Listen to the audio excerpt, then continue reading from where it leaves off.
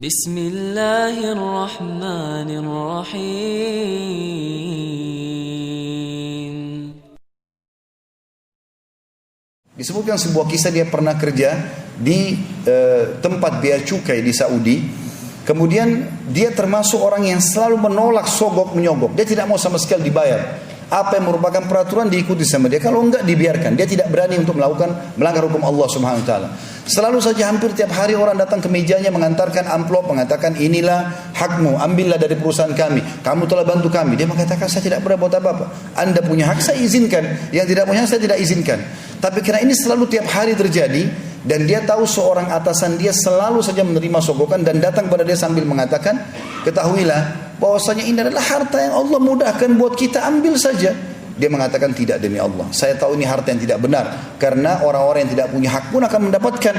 Maka dia pun meninggalkan pekerjaan tersebut. Dia mengatakan dalam kondisi saya punya jabatan yang tinggi, gaji yang besar, peluang-peluang yang besar, saya tinggalkan. Maka saya mulai dari nol lagi. Dia bilang dengan beberapa waktu, dengan penuh keyakinan bahwasanya Allah akan menggantikan saya yang lebih baik. Sesuai dengan hadis Nabi SAW, man taraka syanillah abdalahu khairan min. Siapa yang meninggalkan sesuatu karena Allah, siapa yang meninggalkan sesuatu karena Allah, Allah akan gantikan yang lebih baik.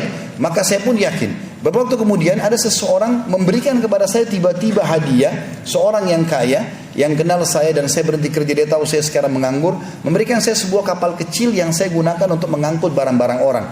Karena orang mengetahui dan mendengar kisah saya meninggalkan kantor karena tidak mau suap menyuap, maka akhirnya orang pada titipin barang karena tahu saya amanah. Sampai akhirnya beberapa waktu saya punya 2 kapal, 3 kapal, 4 kapal, sampai saya punya sekian banyak kapal dan orang makin mempercayakan barang-barangnya kepada saya. Satu waktu dia bilang, salah satu kapal saya mendabrak sebuah karang, kemudian pecah, rusak lah, karena kapten kapalnya tertidur. Lalu ada kebetulan pada saat kasus terjadi, ada satu polisi yang datang, kemudian polisi di laut itu kemudian datang dan ingin menengahi permasalahan. Lalu saya mengatakan tidak perlu, saya sudah memaafkan orang ini. Maka polisi itu pun kaget, kenapa kok begitu mudah saya memaafkan. Lalu saya membacakan firman Allah SWT, wal afina anin nas, dan Allah suka dengan orang-orang yang memaafkan orang lain. Dan dia tidak sengaja dia tertidur. Maka polisi ini pun kagum gitu. Maka berjalan waktu dia bilang, saya tinggalkan, usaha saya makin jalan. Maka kepala polisi tersebut tiba-tiba punya jabatan yang tinggi di kerajaan Saudi, dan akhirnya dia punya banyak sekali kapal-kapal yang akan masuk melalui pelabuhan Saudi. Dia bilang, maka dia mengingat saya pada saat itu, lalu dia tidak memberikan izin untuk masuk kecuali melalui saya saja. Dan akhirnya Allah bukakan rezeki yang luar biasa hanya karena meninggalkan sesuatu yang haram.